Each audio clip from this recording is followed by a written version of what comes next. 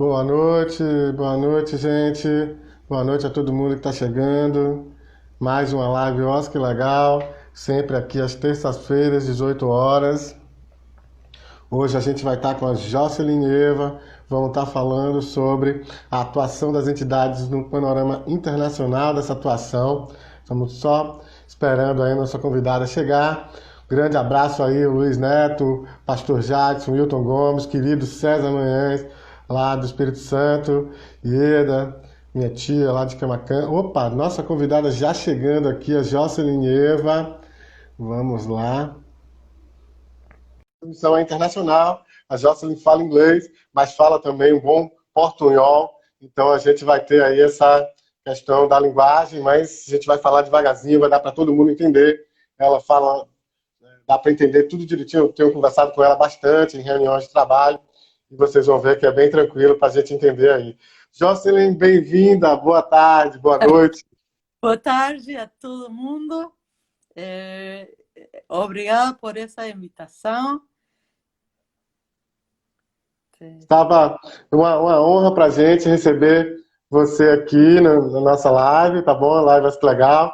O ICNL, né, International Center of Non-Profit Law, é um parceiro do Instituto Oscar Legal em nossa atuação, e nada melhor do que conversar contigo, que tem uma vasta experiência internacional com as organizações. Desde já agradeço por demais por essa parceria e por disponibilizar esse tempo para conversar com a gente aqui. Muito obrigado.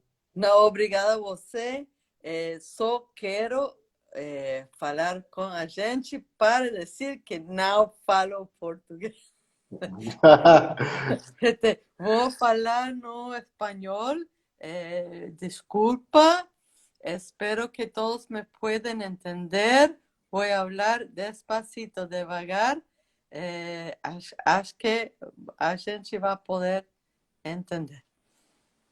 Muito bom. Quero dar um abraço aqui a quem está chegando. Sejam todos bem-vindos e bem-vindas. Em especial a Aline Gonçalves, que já está aqui dando um alô lá de São Paulo, chuvosa. A Aline, que é uma parceira nossa também, que vai estar com a gente aqui em outubro, falando sobre os negócios de impacto social, .org ou .com. A gente vai conversar bastante com a Aline. Eu agora não sei o dia de cor, deixa eu ver aqui para não dar informação errada, mas a gente aproveitar da agenda, né, logo. Em outubro, então, a gente tem a Aline Gonçalves, vai estar na segunda semana, no dia 13, mas no dia 6 a gente abre o mês com o Nailton Cazumbar, falando sobre prestações de contas.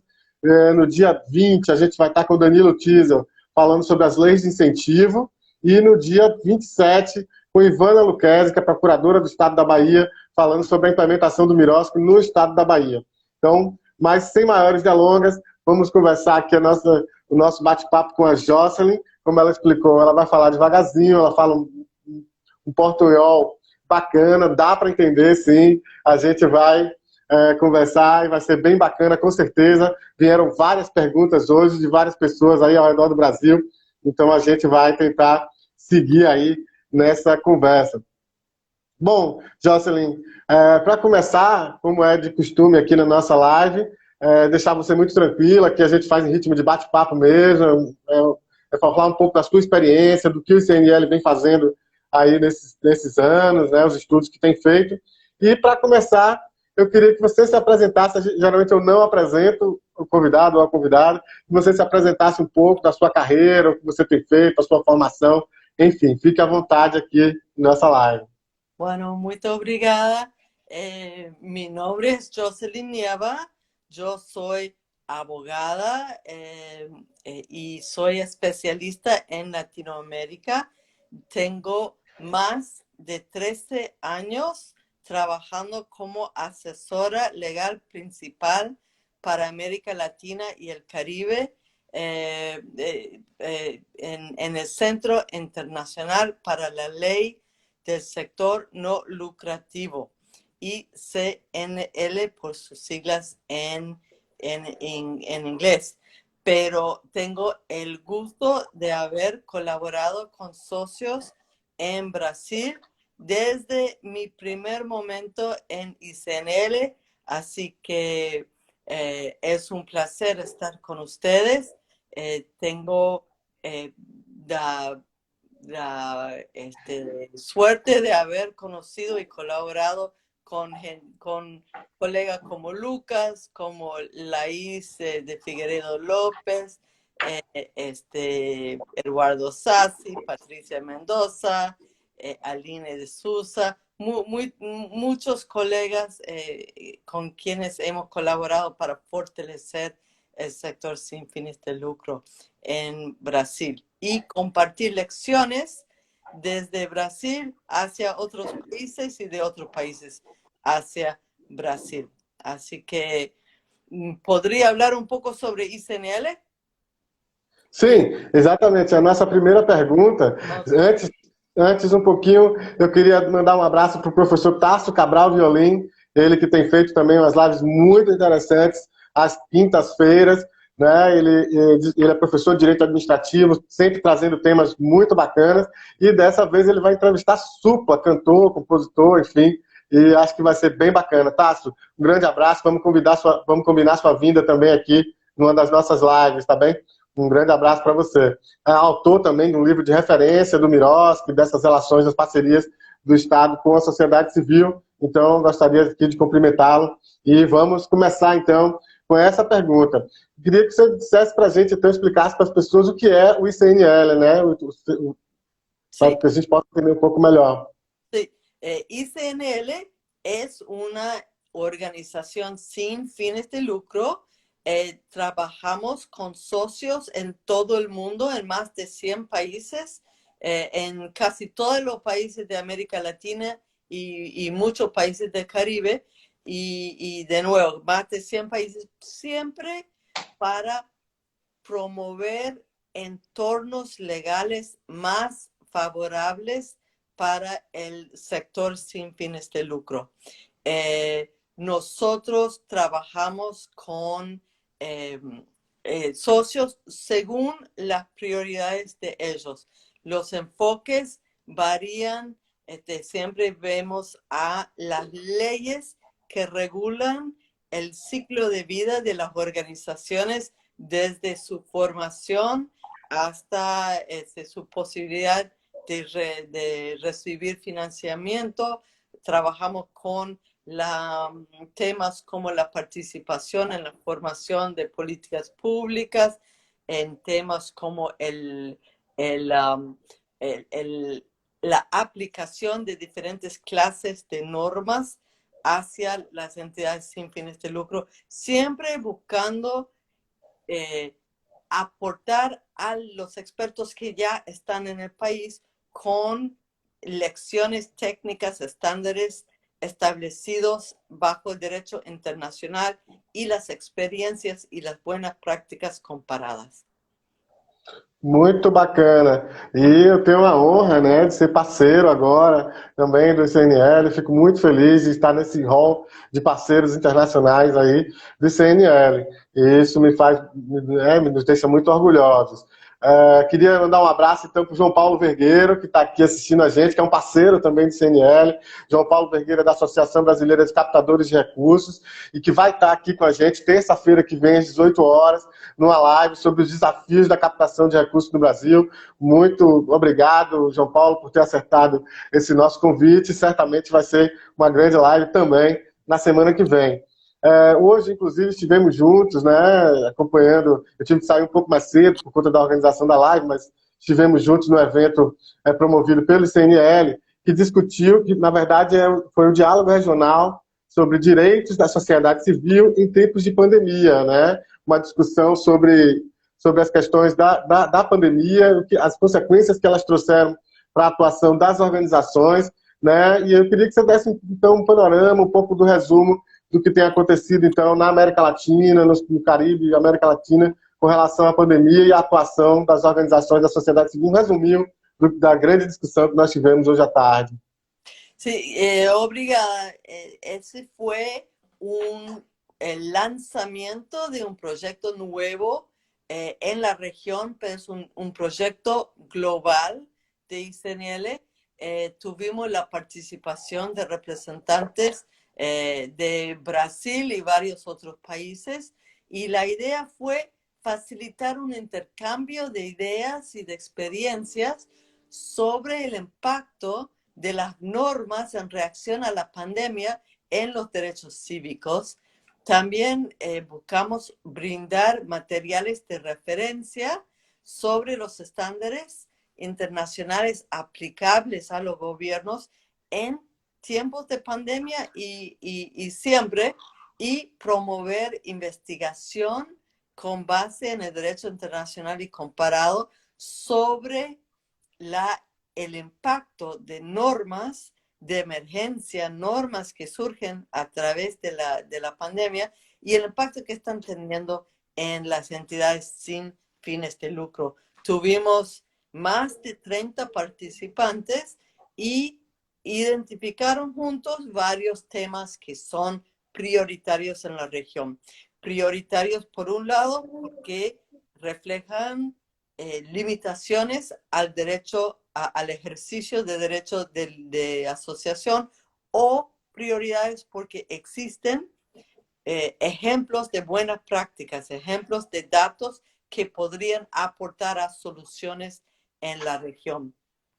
Y puedo compartir algunos temas que salieron, que los participantes resaltaron como claves.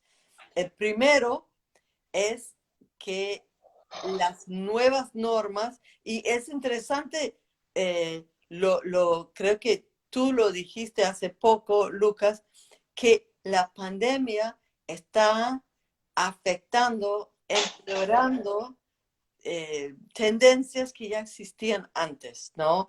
Sabemos que las normas legales que regulan a las organizaciones sin fines de lucro no han sido favorables. Entonces, todo se empeora con la pandemia Sí. y podría ayudarnos a identificar soluciones, porque ahora tenemos que encontrar soluciones, ¿no? Y el primer tema que quería resaltar es que faltan canales para la participación del sector sin fines de lucro en la formación de políticas públicas. Ese es un problema desde siempre y ahora es peor. ¿Por qué es peor ahora? Primero, porque es un momento de crisis en que los aportes de todos valen. Los aportes de todos son necesarios. Hay muchas organizaciones con conexiones con las comunidades, con muy buenas ideas, y si no tienen un lugar en la mesa, ¿no? Si están excluidas del debate, entonces no pueden aportar a soluciones para atender a los necesitados en esa situación tan crítica.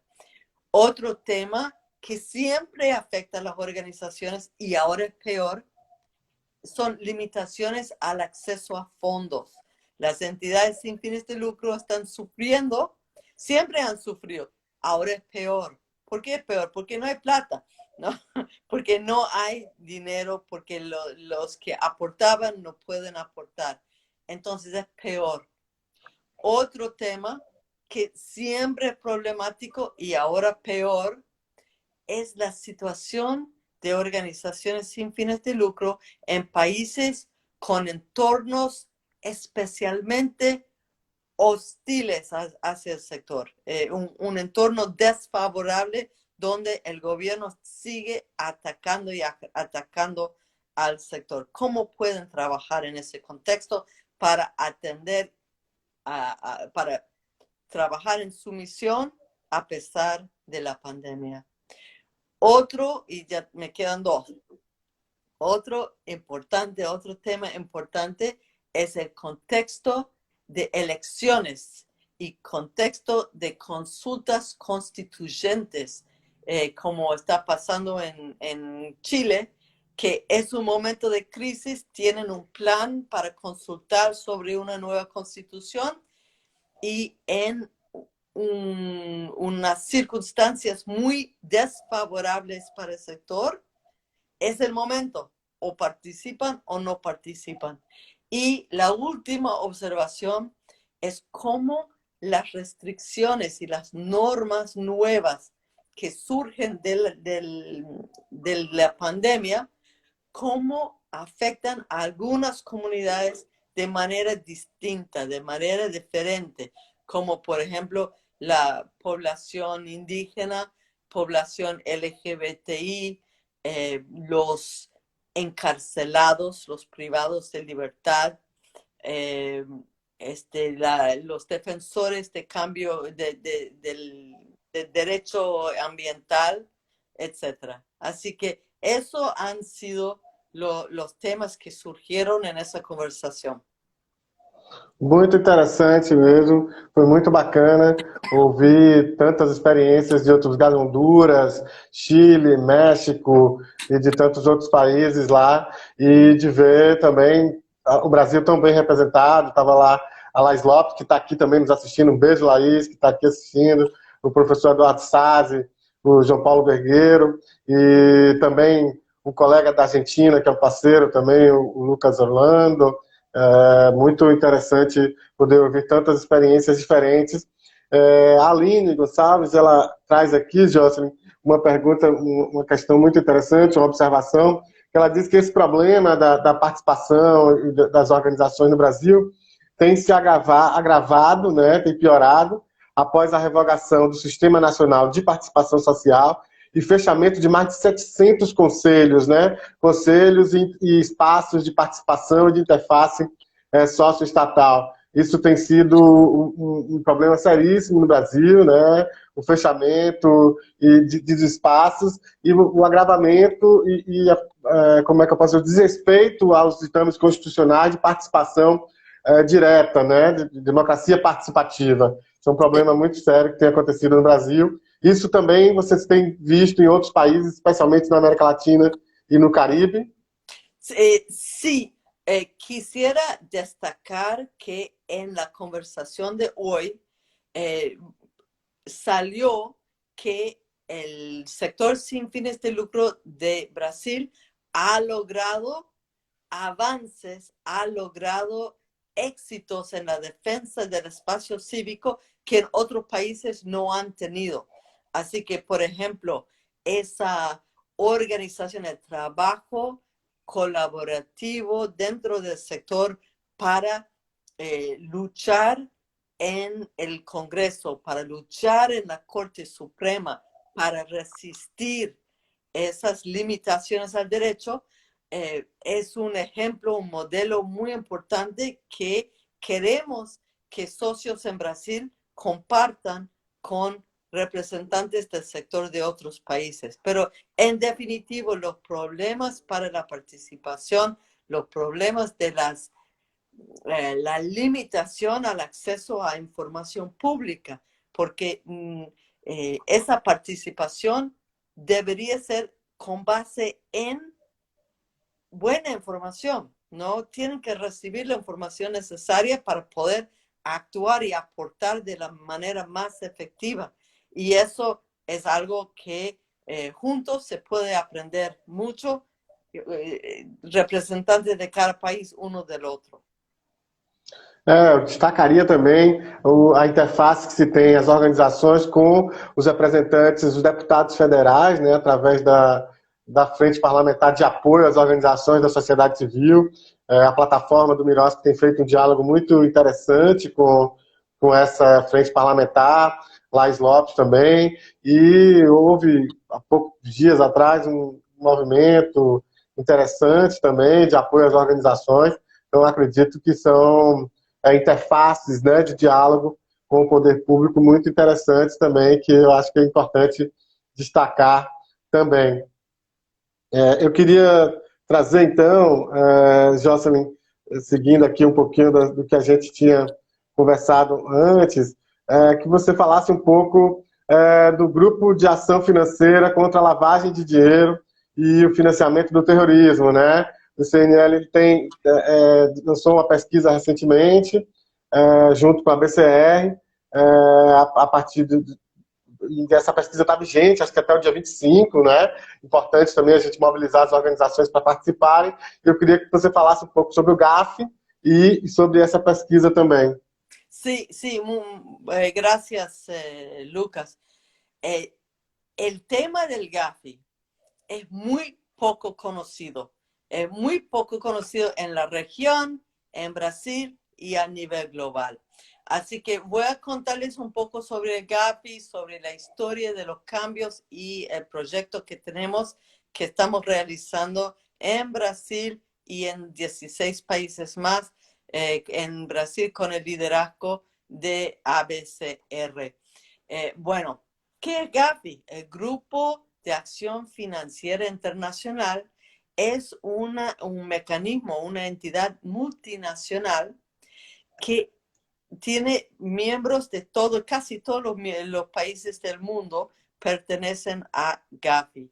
Y el Gavi existe para establecer estándares globales en la reglamentación de la lucha contra el lavado de activos y contra el financiamiento al terrorismo. Establecen esos estándares a través de 40 recomendaciones aplicables a los países miembros, que incluyen a Brasil y casi todos los otros países del mundo. Entonces, la recomendación 8 se trata de las entidades sin fines de lucro. Establece cómo los gobiernos deben reglamentar a las entidades sin fines de lucro en temas de financiamiento al terrorismo. Y a los gobiernos les importa mucho lo que dice Gavi porque son evaluados periódicamente sobre el cumplimiento con esos estándares.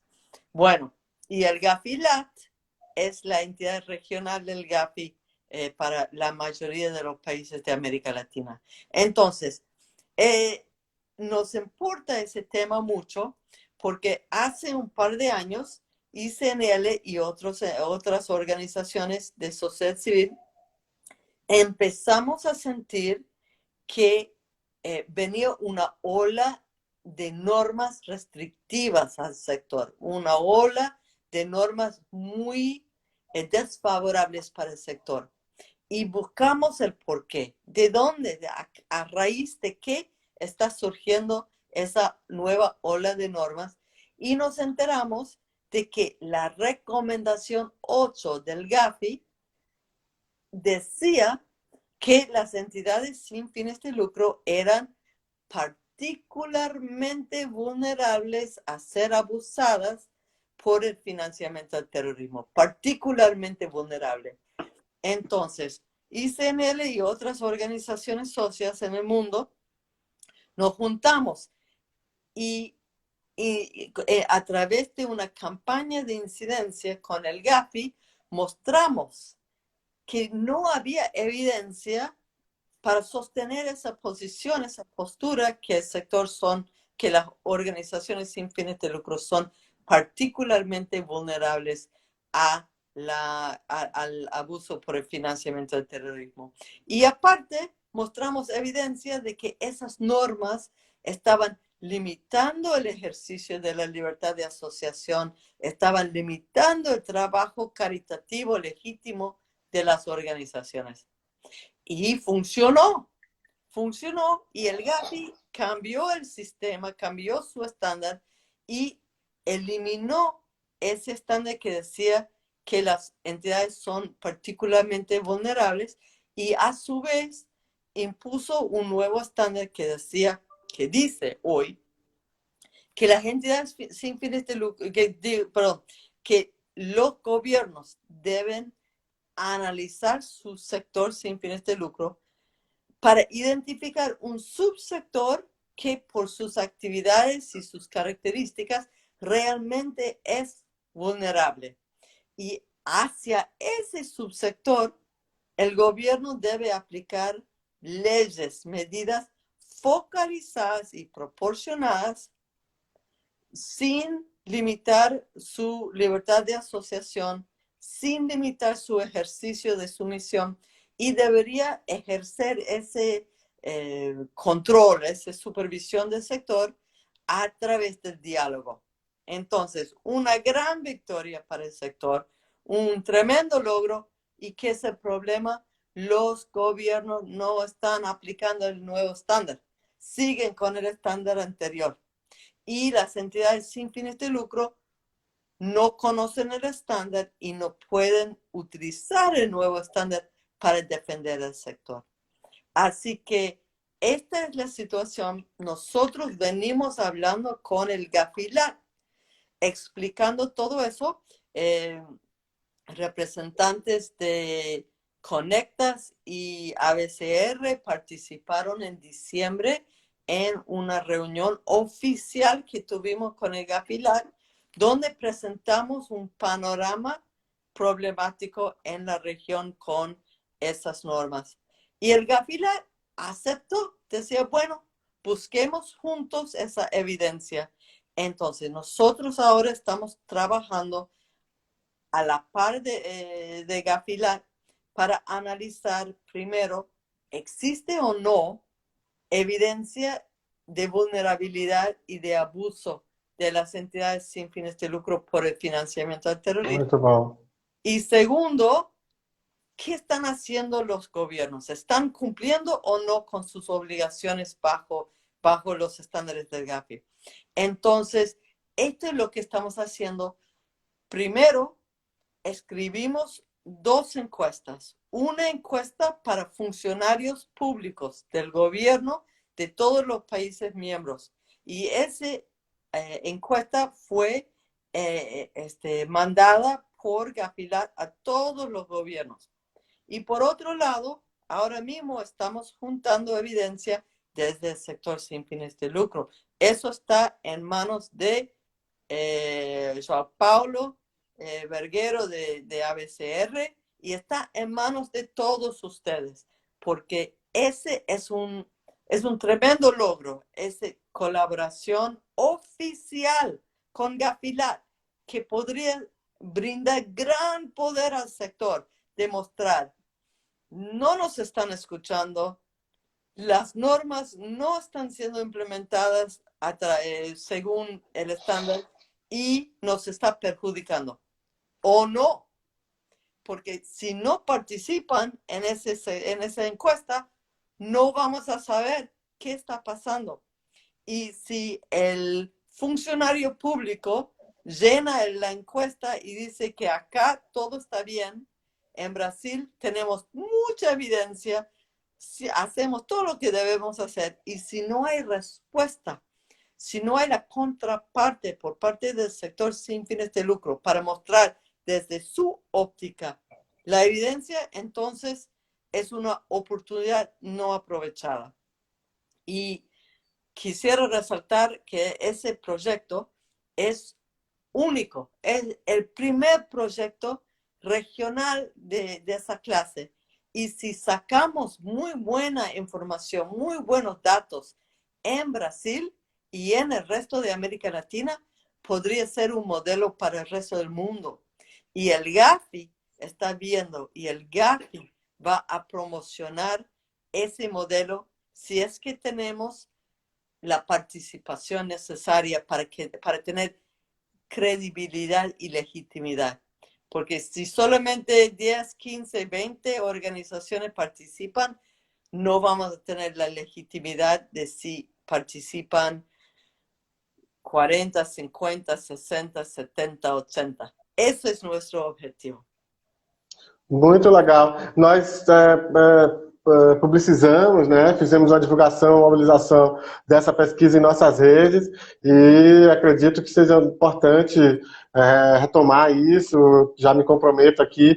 Amanhã a gente vai... O João Paulo Vergueiro acabou de colocar aqui o link da pesquisa, então quem está aí assistindo já pode participar, tá aqui o link, tá bom?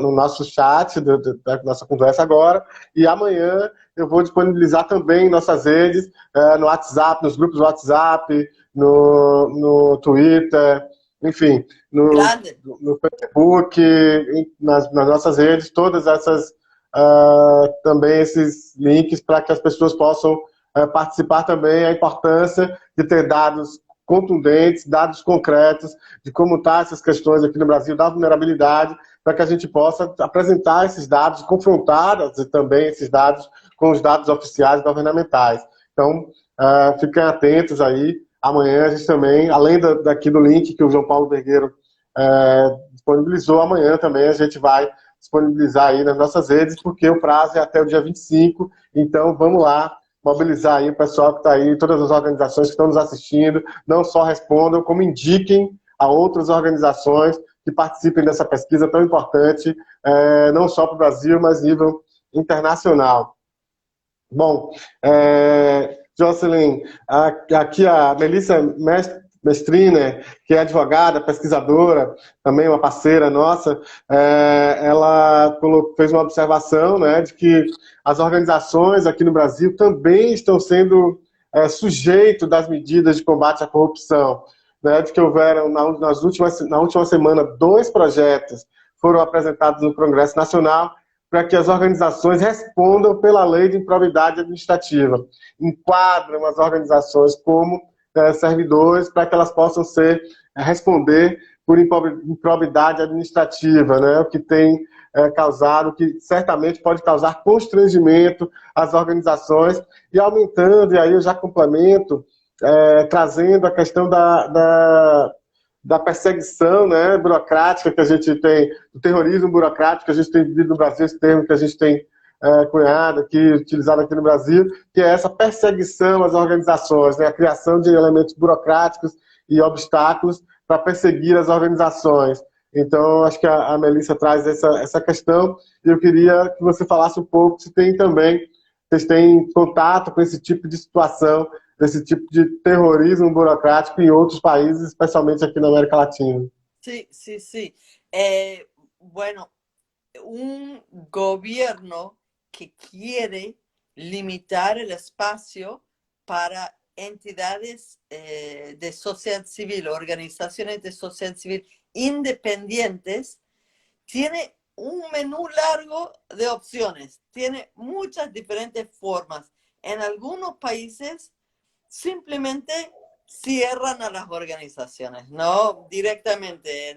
En Nicaragua el año pasado se cerraron 9 organizaciones muy importantes que eran independientes del gobierno, directamente acusándoles de involucramiento en el terrorismo. Eso es una medida, es como un martillo, es una medida bruta, ¿no?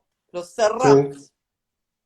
Pero hay muchas otras formas de dificultar el trabajo del sector civil independiente, como tú hablabas de la criminalización burocrática. Hay muchas formas. Por ejemplo, si tienen un grupo que está molestando, una forma es cerrarlas. Otra forma es cerrarles la cuenta bancaria, cambiar la ley para que no puedan recibir financiamiento. Si no pueden recibir financiamiento, muy difícil trabajar, ¿no? Imponer una nueva norma para restringir acceso a la cooperación internacional, ¿no? Por ejemplo, acabamos de recibir hace un par de horas la noticia de que en Nicaragua hay un nuevo proyecto de ley para obligar a todas las organizaciones que reciben el financiamiento de fuentes extranjeros deben registrarse como agentes extranjeros y, Nossa. sí, y deben conseguir el permiso del Estado para recibir y utilizar financiamiento de fuentes extranjeros. Esa es una forma de cerrar el espacio de trabajo de las organizaciones. Otra medida, por ejemplo, es muchísimos requisitos difíciles de entender. El derecho internacional nos dice que una norma para no limitar la libertad de asociación debe estar escrita con un lenguaje claro, en una ley previa, de manera que todos pueden leer la ley y entenderla, ¿no? Y cuando hay leyes confusas y arbitrarias que resultan en demoras y la necesidad de hacer muchos trámites, entonces es una forma de dificultar la vida de la organización. Tuvimos el placer, el honor de colaborar con un activista brasilero, Welton Trindade, es un organizador de muchas marchas de orgullo. Y él hizo un análisis comparado de los requisitos municipales para realizar una marcha y decía que mientras que en algunas municipalidades se puede ir y conseguir el permiso o notificar, porque la Constitución brasilera dice que únicamente hace falta notificar, no pedir permiso. En algunos lugares las normas son buenas, en otras es requisito tras requisito tras requisito, todo con un costo, todo con demoras de tiempo, y eso dificulta, eso es una manera de cerrar el espacio. Y otro tema que quería aportar es la estrategia de emitir muchas normas en un periodo muy corto, de manera que confunde mucho al sector. Son muchas, Sim. no saben cómo empezar. Y finalmente quería mencionar la táctica de imponer multas, muchas multas. Nossa. Tengo un caso de una entidad que trabaja únicamente con voluntarios. No tiene, tiene 4 o 5 personal fijo. Todos los demás son voluntarios. Y el gobierno aplicó una multa por no pagar el seguro social a los voluntarios. Y imposible. Nossa. Imposible.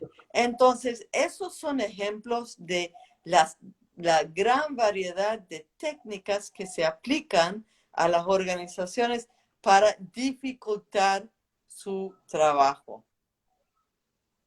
Jocelyn, eu queria só citar um exemplo de uma situação que eu acompanhei, né, quando eu trabalhava no Ministério da Saúde, numa das discussões, uma liderança do movimento de pessoas trans, né, ela contou para a gente que ela era recebida no Ministério da Saúde, ela conversava, ela era reconhecida nacionalmente como uma liderança regional, nacional, enfim, mas ela nunca tinha ido na prefeitura da cidade dela, porque eles não recebiam ela, diziam que lá não tinha, coisa de viado não entrava lá, coisa de homossexuais, então não podia entrar naquela prefeitura, então ela tinha um respaldo nacional até, mas na prefeitura não.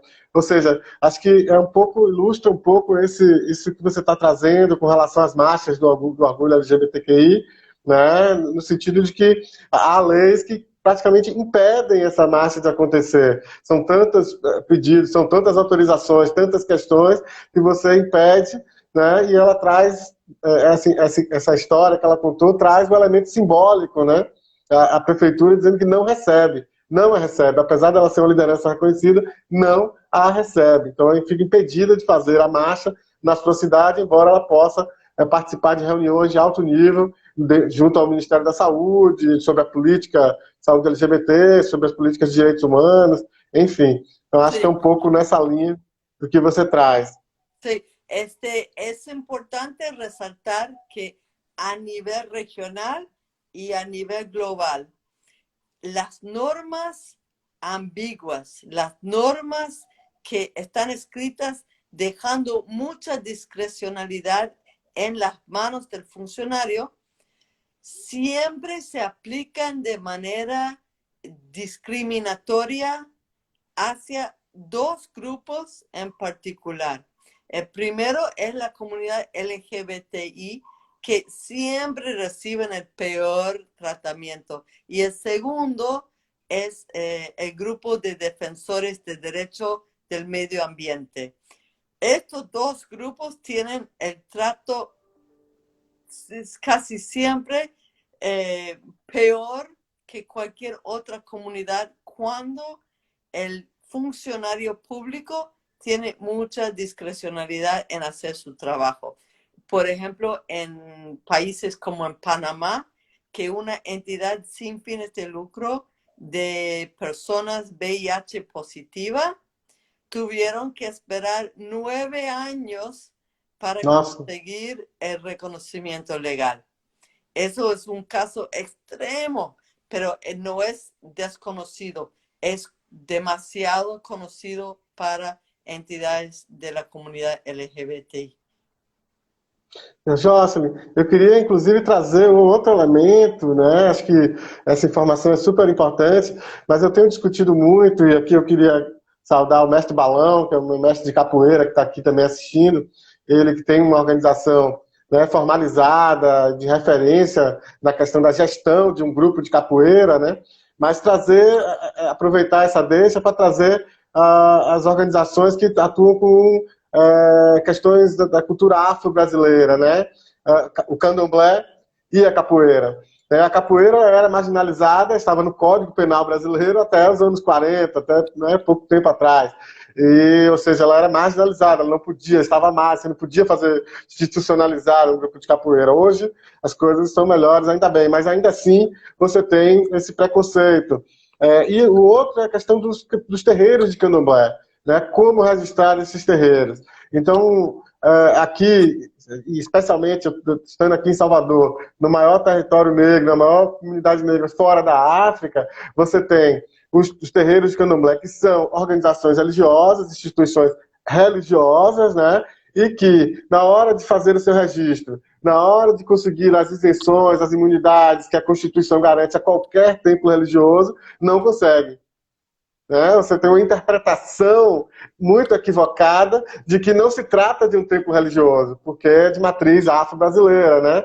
Então, vem muito na linha do que você traz com relação às questões das organizações LGBT e dos grupos de HIV/AIDS lá fora, que já aconteceram também esse tipo de preconceito no Brasil nos anos 80. Eu estudei muito esse movimento da questão do HIV/AIDS, né? E é importante registrar também esse preconceito que se tem hoje com relação às organizações afro-brasileiras. A ponto, aqui em Salvador, um determinado prefeito aqui da cidade mandou passar um trator por cima de um terreiro centenário. Né? Um trator, ele derrubou o terreiro centenário porque ele interpretou que aquilo não tinha um registro, vamos passar por cima, sem respeitar toda a tradição, todas as questões que dizem respeito à religião de matriz afro-brasileira. Se fosse uma igreja, certamente ele não passaria o trator por cima. Uhum. Né? Então é importante registrar isso, e a gente tem discutido muito também com o mestre Balão, e queria também mandar um abraço ao Edivaldo Bolagi, que é um parceiro produtor cultural. Nós temos discutido muito essas questões de regularização, gestão e fortalecimento dessa discussão com relação aos terreiros de candomblé e com os grupos de capoeira, também com o pessoal da UFPA, a professora Beth Matos, a Lígia, o pessoal que tem discutido com a gente também essas questões, que certamente no futuro a gente vai estar aqui conversando também, vamos promover um debate sobre essas questões legais e de gestão para essas entidades, com apoio do ICNL, com certeza. Né? Yeah. Jocelyn, seguindo então, eu queria que você falasse para a gente um pouco da relação das entidades, né, do próprio CNL, dos parceiros, enfim, das entidades em nível internacional com os ODS, né, com os Objetivos de Desenvolvimento Sustentável da Agenda 2030 e com os próprios Sistema ONU, né, com as instituições do Sistema ONU, como é que vocês têm atuado com relação a esse diálogo com o Sistema ONU? Bien, bueno. ICNL comienzo con la relación que tenemos con la ONU y con diferentes entidades.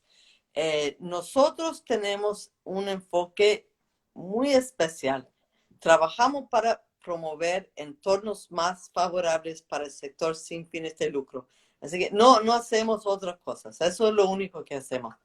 Intentamos trabajar de manera muy cercana con diferentes mecanismos del de la ONU, de diferentes mecanismos internacionales de derechos humanos y de otra manera. Por ejemplo, el nuevo relator de las Naciones Unidas para las libertades de reunión pacífica y de asociación, Clément Boulet, ¿no? Trabajamos muy de cerca con él, ayudamos a él a hacer las investigaciones. Efectivamente, su asistente de investigaciones tiene oficina en ICNL, es colega mía en el trabajo, ¿no? Así que nosotros tenemos un trabajo de ayudar a llevar los estándares de la relatoría hacia las entidades sin fines de lucro, hacia el sector sin fines de lucro, y también tomamos un papel importante en llevar el testimonio, la evidencia, los argumentos de las entidades hacia la relatoría. Hacemos eso en particular con la relatoría sobre el derecho a la libertad de reunión pacífica y de asociación. Pero también tenemos una relación muy cercana con diferentes relatorías de expresión. Trabajamos con entidades de la ONU enfocados en brindar asistencia técnica al Consejo de Seguridad de la ONU en temas de terrorismo, de antiterrorismo y en diferentes temas. Así que nosotros tenemos una forma de llegar y de facilitar la comunicación. Y doy un ejemplo. El relator Clément Boulet acaba de publicar una encuesta sobre el impacto de las normas y las prácticas para controlar la pandemia, cómo se impactan a los derechos de las organizaciones de sociedad civil. Y es una encuesta que nosotros queremos llevar a las organizaciones de sociedad civil para que primero contesten, para brindar una imagen de qué está pasando con esas normas, y segundo, porque es una herramienta de capacitación, explica los estándares al hacer las preguntas. Entonces, eso es algo que queremos hacer para facilitar el intercambio de información entre la relatoría y las organizaciones del sector sin fines de lucro. Muchas veces trabajamos con las relatorías para facilitar consultas. Eso hicimos con Clément Boulet en Sao Paulo el año pasado. Facilitamos una consulta con defensores de derechos humanos con Clément Boulet en Sao Paulo. Eso es una cosa. Y otro comentario es sobre concursos, sobre la forma de apoyar a entidades sin fines de lucro en Brasil. Y la respuesta es que no tenemos un calendario, una agenda o una práctica. Tuvimos una oportunidad de solicitar propuestas. Felizmente, OSC Legal y ECOS aplicó y nosotros estamos ayudándoles. En otros momentos hemos ayudado a otros socios de Brasil de realizar actividades, pero no es algo que se hace todos los años. Lo que sí puedo anunciar es que vamos a tener un concurso para trabajo de corto plazo sobre el impacto de normas normas relacionadas con la pandemia en los derechos civiles de las entidades sin fines de lucro.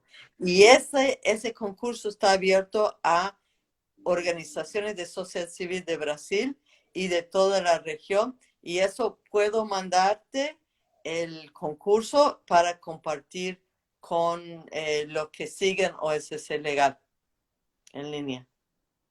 Ah, ótimo. Vamos sim, somos parceiros, vamos divulgar todas essas atividades, inclusive o relatório ao qual você se refere. Hoje eu já dei uma olhada nele também.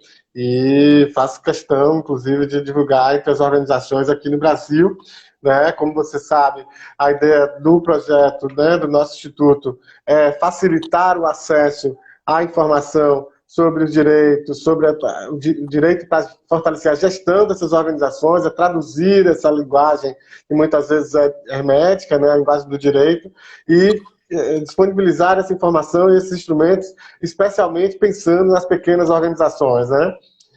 De forma que, a rigor, as grandes organizações têm uma assessoria jurídica, têm acesso a informações, elas estão nos grandes centros, mas aquelas que estão no interior, nos pequenos centros, essas, de fato, têm mais dificuldade de acesso à informação, e a ideia nossa é levar essa informação aos 4 cantos do país, aos 5 cantos, né? São 5 regiões desse país, se me perdoe aí o neologismo, né? Com isso, de levar aos cantos do país, às organizações, em todas as cidades, né? Para você ter uma ideia, no mapa das organizações, diz que todas as cidades do Brasil têm pelo menos uma organização registrada.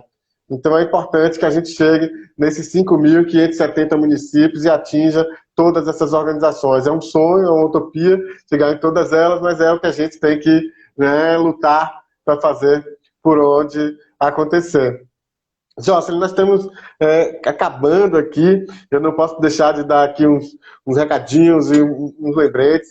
Lembrar que daqui a pouquinho, às 19 horas, a Laís Lopes, querida, parceira, um beijo, Laís, vai estar numa live, numa discussão aí com o pessoal da UFMG, da Universidade Federal de Minas Gerais, com o pessoal da Faculdade de Direito lá, daqui a pouco, às 19 horas, salvo engano, pelo YouTube, mas rapidinho vocês acham, nas nossas redes também, tem essa informação, tá? E lembrar que a PUC, né, São Paulo, abriu curso sobre o mirócito com grandes nomes, né, como professores Laís Lopes, enfim, Aline Aquene Freitas, Paulo Estorto, Luiz Regules, e dentre outros grandes nomes mesmo vão estar lá para dar aula, e eu recomendo fortemente esse curso, tá bem?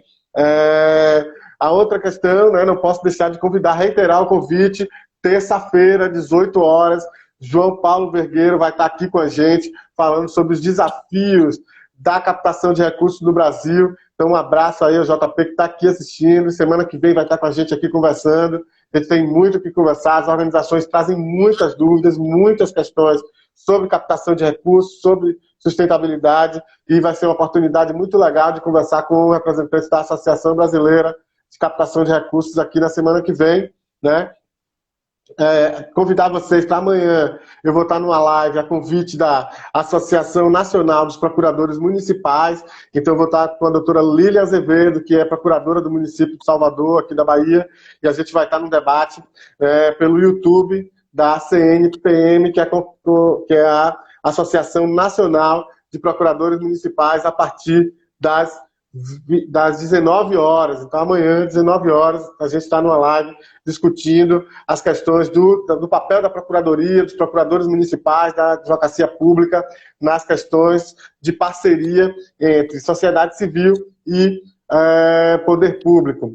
E na quinta-feira, Bianca Monteiro está lá na sua live, Terceiro Setor Mentoria, na sua live Como Criar uma OSCE, quinta aula, sem replay, então não fica gravado. Não percam, Bianca Monteiro, parceira querida aqui do nosso Legal Instituto, está ajudando a gente a pensar o Instituto, a montar a nossa estrutura. Então, quinta-feira, 19h19, no Instagram, terceirosetormentoria.com.br. Jocelyn, muito obrigado a sua participação aqui.